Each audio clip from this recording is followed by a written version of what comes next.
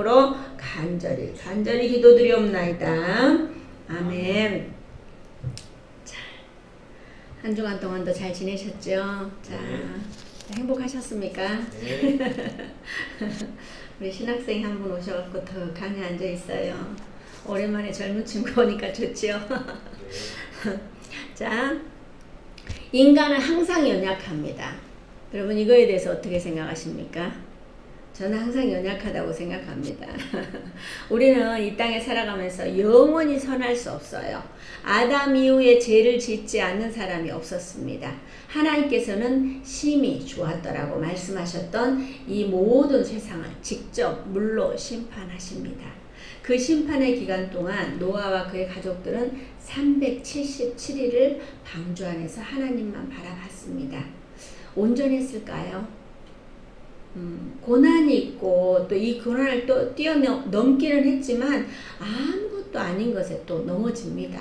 그 모든 고난 속에서 어떤 다른 것이 있는 것이 아니라 오직 하나님께 번제를 드릴 정도로 노아는 의인이었습니다.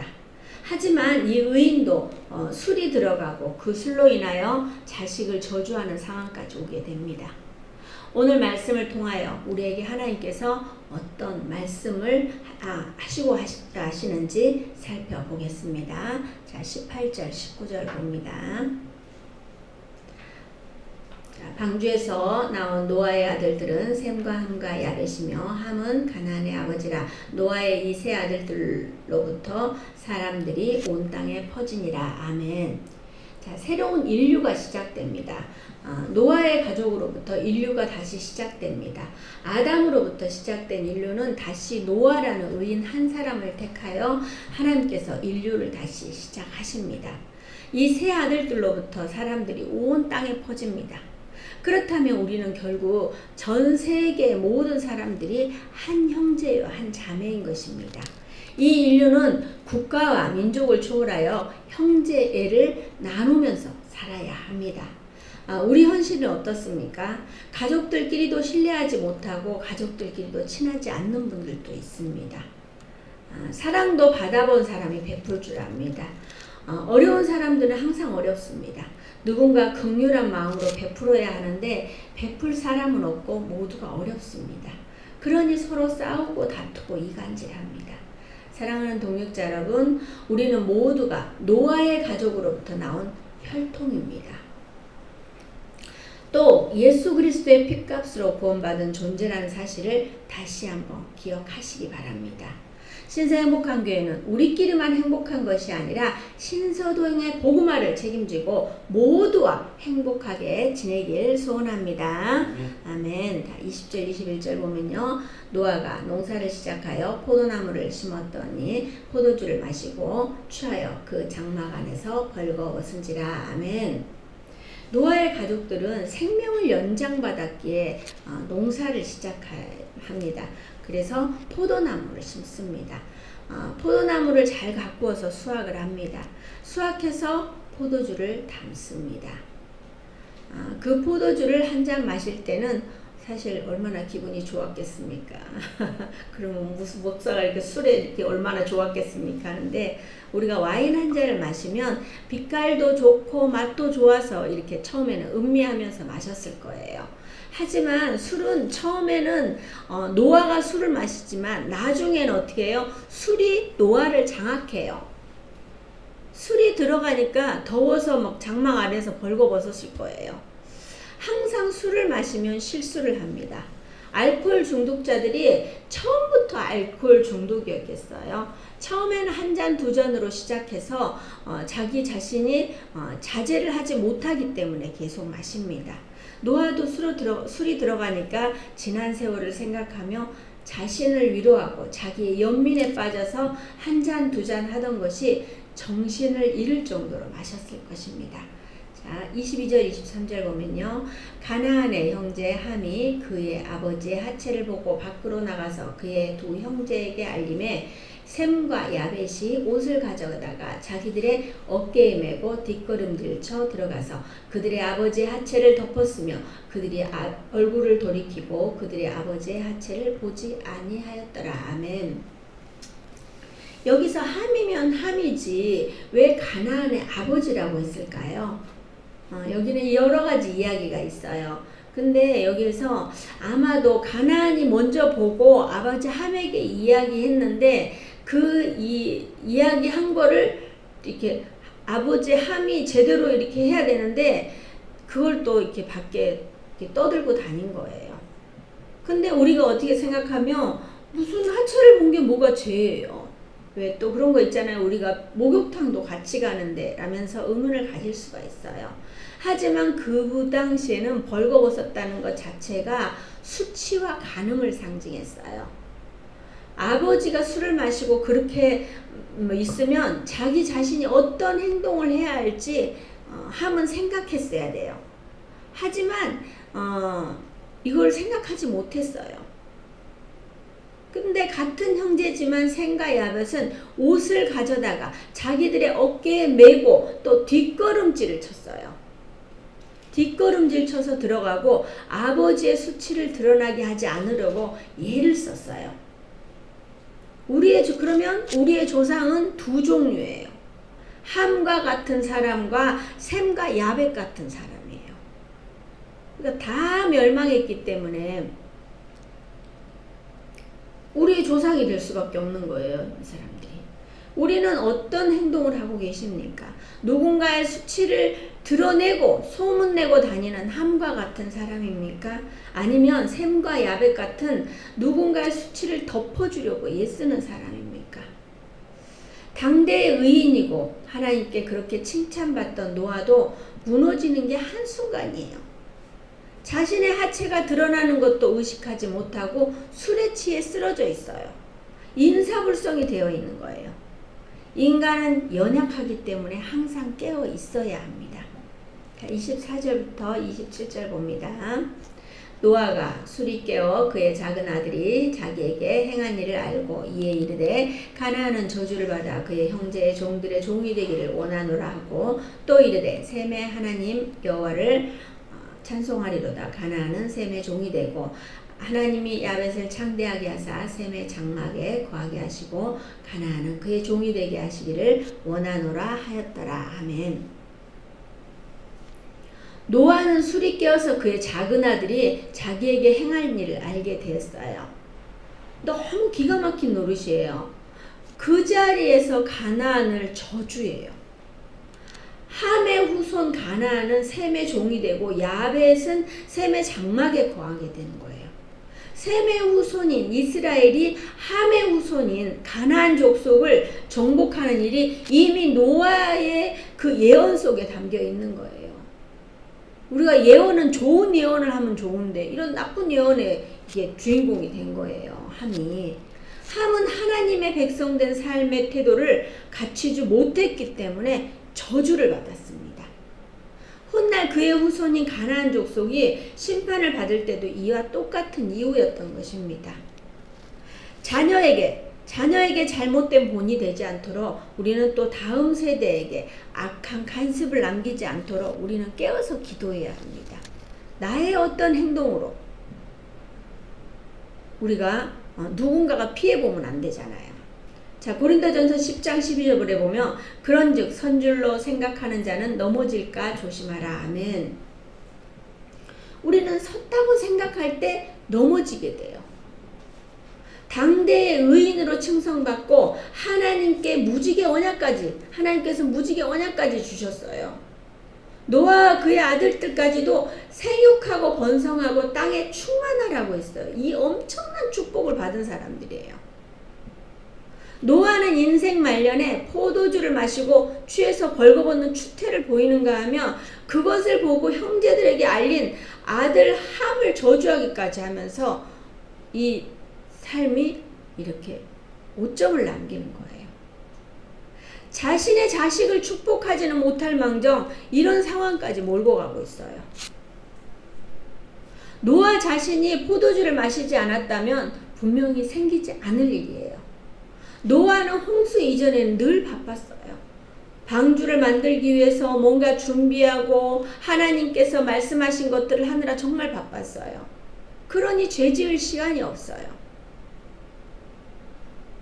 어쩌면 하나님과 계속 소통하고 있었기 때문에 죄 지을 시간이 없었을 거예요. 뭔가 준비하고 있었기 때문에. 이제 모든 것이 끝났고 참 평화가 왔다고 생각했을 것입니다. 하나님께서는 다시는 멸하지 않겠다고 했어요. 그러니까 이제 다 된 거예요. 이 평화가 계속 유지될 거라고 생각했어요. 아무 걱정이 없는 거예요. 그러니 어떻게 해요? 방심합니다. 우리는 이 땅에 사는 동안 고난이 축복이에요. 고난이 있지에 정신없이 달려가는 거예요. 저도 마찬가지였어요. 학교 다닐 땐 정신없이 공부하느라 바빴어요. 막 밤새서 공부하고 그런 여유가 없었어요. 40대 말에 막 밤을 새고 막 공부하고 그러고 또 가서 또 수업 듣고 이러면서 했는데 그런 시간들이 너무너무 이렇게 바쁘게 살았어요. 근데 요즘은 조금 여유로워요. 참 여유롭더라고요. 그래서 근데 어떻게 해요? 저는 여유를 즐기지 않아요.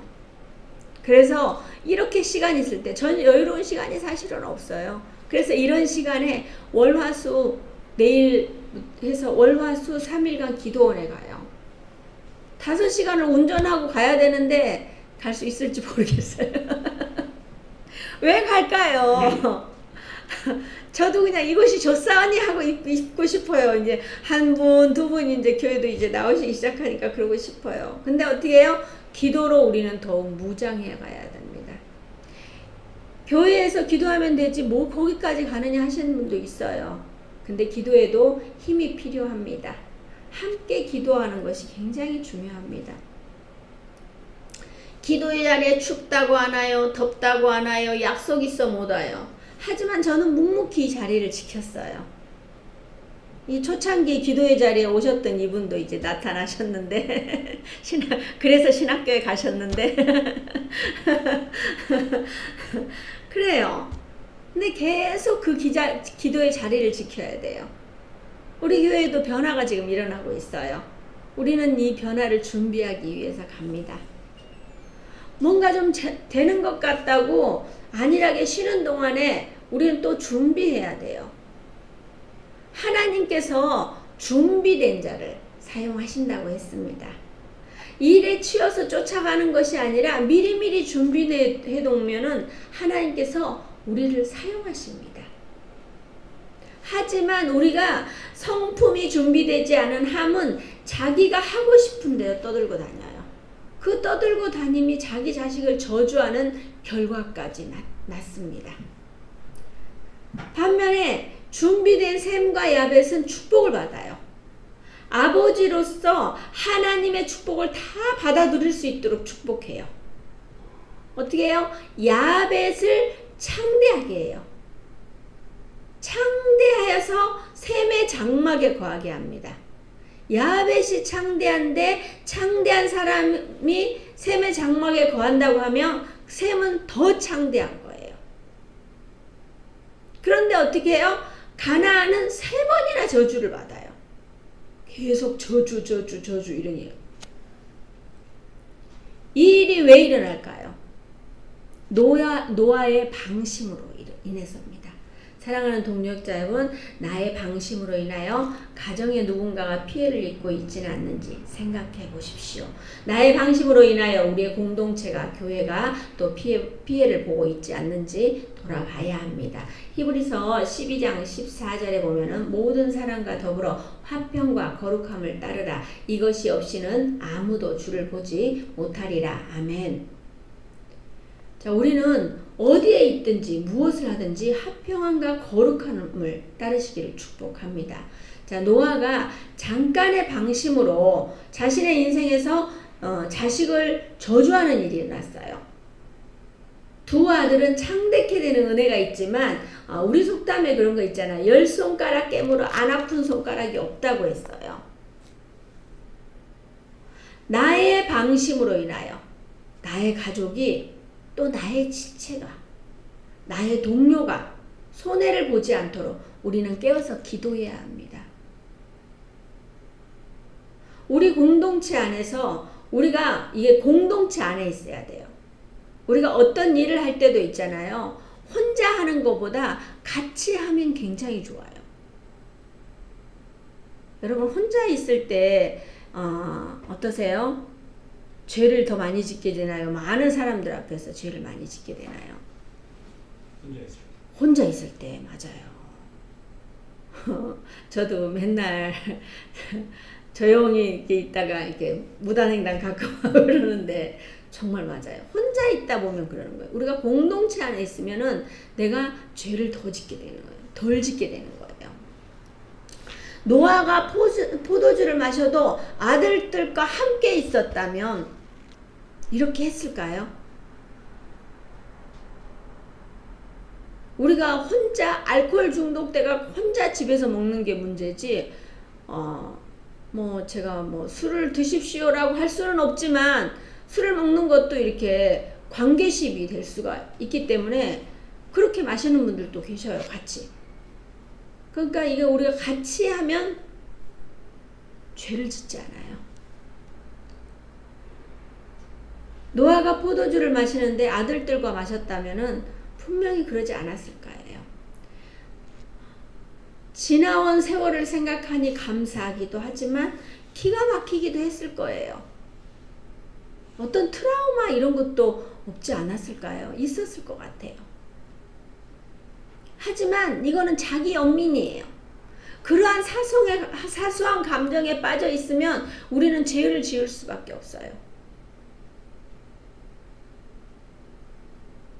제가 지금까지 잘했던 거는 슬럼프에 빠지지 않았어요.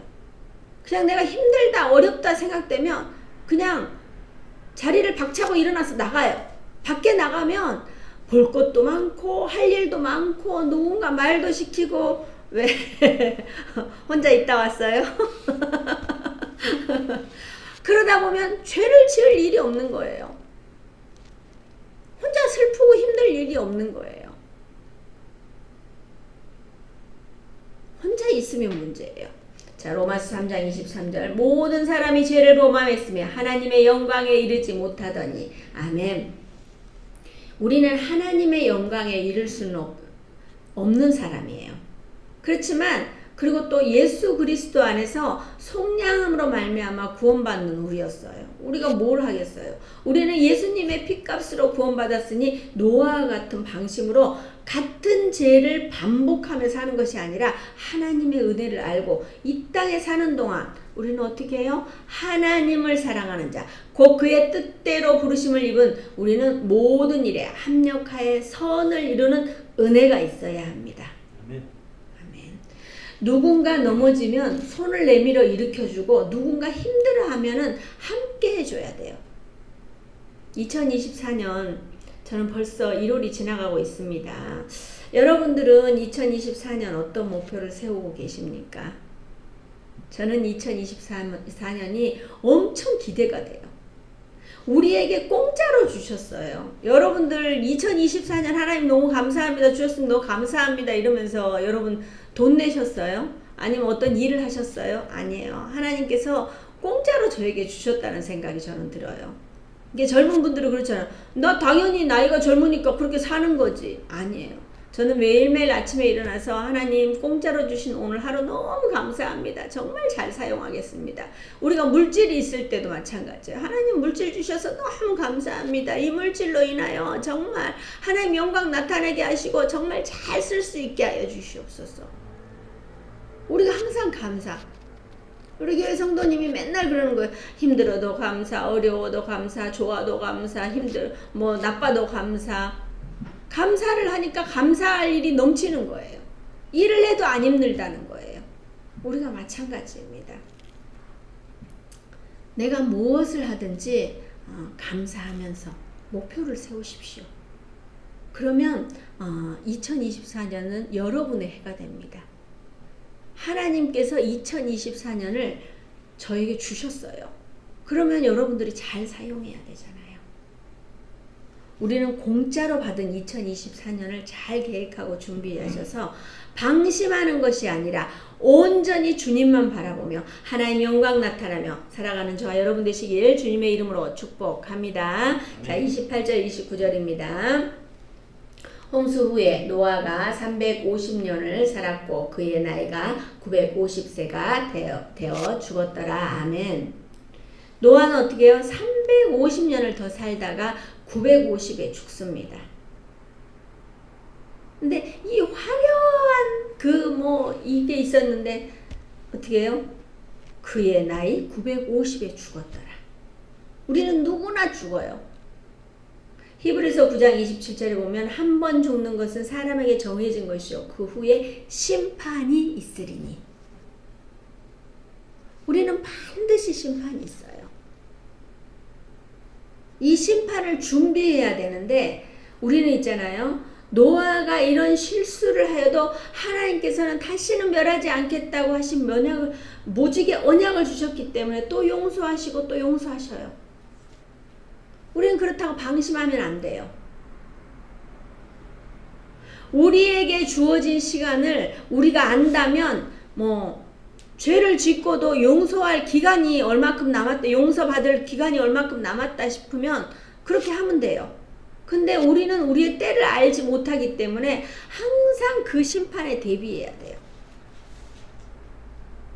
방심하고 있다가 어느 순간에 갈지 모르는 거예요. 그 두렵고 떨리는 마음으로 우리가 막 준비하는 게 아니라 기쁨과 환희로 그 심판의 때를 준비해야 돼요. 내가 하나님의 일을 이렇게 열심히 하는데 저희 교회는 오시면 다 봉사를 해야 돼요. 봉사해야 된다고 하니까 엄청 어려운 거 하는 거 아니에요. 자기가 할 수 있는 거 한 개라도 조금이라도 해보는 거예요. 우리가 밥상을 차릴 때 음식을 준비하는 사람도 있고 뭘 하는 사람도 있고 밥을 하는 사람도 있고 국을 끓이는 사람도 있지만 숟가락만 갖다가 수저만 올려놓는 사람도 있어요. 정말 중요해요. 뭐라도 우리가 하면서 준비하는 거예요. 그랬을 때 하나님께서는 이걸 이렇게 준비하고 이런 게 엄청 많은 거를 해라 이게 아니에요. 마태복음 6장 19절에서 21절 보면 너희를 위하여 보물을 쌓아두지 말라. 거기는 좀과 동록이 해하며 도둑이 구멍을 뚫고 도둑질하느니라. 오직 너희를 위하여 보물을 하늘에 쌓아두라. 거기는 좀이나 동록이 해하지 못하며 도둑이 구멍을 뚫지도 못하고 도둑질도 못하느니라. 내 보물이 있는 그곳에 내 마음이 있느니라. 아멘. 우리가 이러면은 와 저거 목사님 헌금 내락하는가 보다. 아니에요. 제가 너무 어려울 때 있잖아요. 헌금할 돈이 없을 때가 있었어요. 그러면 조용히 봉투를 열어서 주님 저를 여기에 담습니다. 저를 사용하여 주시옵소서. 예수님의 핏값으로 구원받은 저를 하나님 사용하여 주시옵소서. 그러면 저는 헌금은 10원도 안 했어요. 하지만 저를 드리는 그거를 돈으로 값어치로 치를 수 있겠어요? 우리가 그거예요. 우리의 마음을 어디에 두느냐가 중요한 거예요. 우리는 정말 세상 것에 따라가지 마시고 우리의 삶 속에 하나님을 생각하며 사십시오. 하나님 나라에 우리가 어떻게 쓰임받을지 생각하십시오. 내 보물이 있는 그곳에 내 마음이 있다고 그랬어요. 우리는 방심하며 사는 것이 아니라 하나님만 바라보며 우리의 마음까지도 하나님께 온전히 드리며 살아가는 저와 여러분 되시길 주님의 이름으로 축복합니다. 아멘.